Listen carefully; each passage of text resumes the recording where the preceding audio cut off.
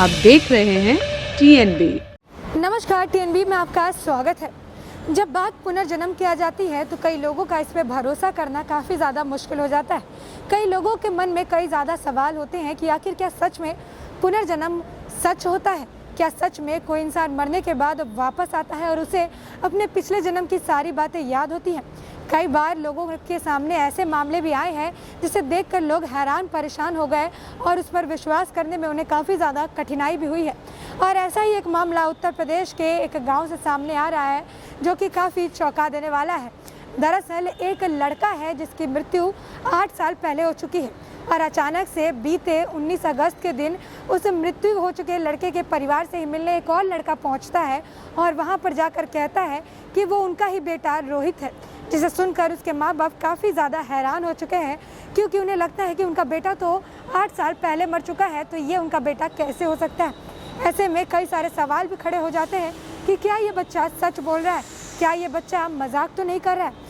ऐसे में उसकी पहचान करने के लिए उन्होंने रिश्तेदार जो थे उन्हें बुलाया गया और बच्चे ने सबकी पहचान कर ली, जिसे सुनकर सभी लोग दंग रह गए क्योंकि जिस बच्चे की यहाँ बात हो रही है दरअसल उसका नाम रोहित था और वो 8 साल पहले ही मर चुका है क्योंकि गांव में नहर में नहाने के दौरान डूबने से उसकी मौत हो गई। जिसके बाद अचानक से 8 साल बाद एक बच्चा उनके घर आता है और ये कहता है कि मैं उनका बेटा रोहित हूँ, जबकि ये जो बच्चा है जो इस रोहित होने का दावा कर रहा है वो बगल के ही एक गाँव वहाँ पर ही एक आदमी जिसका नाम राम नरेश शंखवार है, ये उनके पुत्र चंद्रवीर हैं। तो ऐसे में अब लोग जो हैं काफ़ी ज़्यादा सन्न रह जाते हैं सुनकर कि आखिर ये बच्चा ये सारी चीज़ें कैसे बता पा रहा है। जिसके बाद जो है धीरे धीरे गांव के सभी लोग वहाँ जुटने लगते हैं। गांव के लोगों की बढ़ती भीड़ को देखते हुए स्कूल के एक मास्टर होते हैं, वो मास्टर आते हैं और ये जानने की कोशिश करते हैं कि आखिर यहाँ पे किस बात की भीड़ लगी है। मास्टर को देखते ही चंद्रवीर जो है वो फट से उठता है और उनके पाँव छूता है और मास्टर का नाम पुकारते हुए कहता है ये तो हमारे मास्टर है। जिसे सुनकर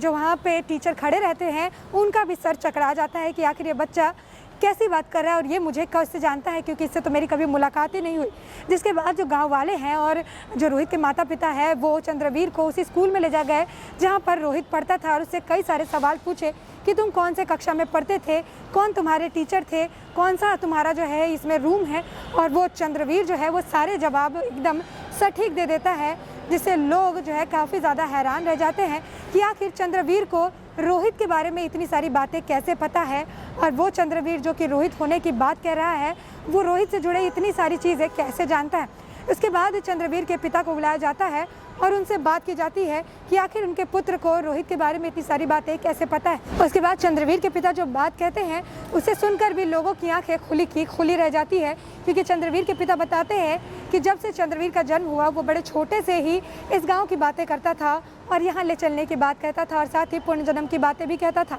और इसी वजह से वो काफ़ी ज़्यादा डरते थे कि कहीं उनका बेटा उनसे दूर तो नहीं चला जाएगा और इसी वजह से वो उसे इस गांव कभी नहीं लेकर आए। लेकिन वक्त के साथ जब ये थोड़ा बड़ा हुआ तो इसने अपने रास्ते खुद ही बना लिए और इस गांव तक पहुंच आया और अपने पुनर्जन्म के माता पिता यानी रोहित के माता पिता से जा मिला और बताया कि वो उनका ही पुत्र है।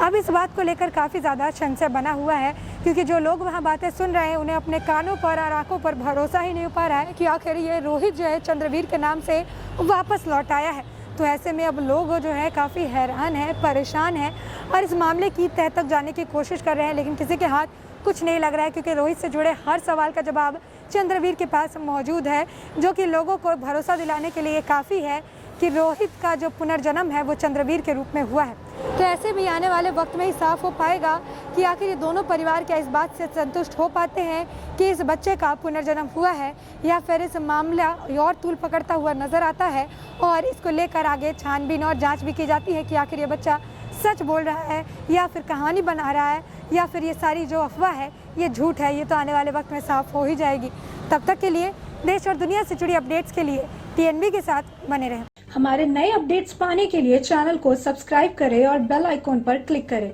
साथ ही आप हमारे वीडियो को लाइक एंड शेयर करना ना भूलें।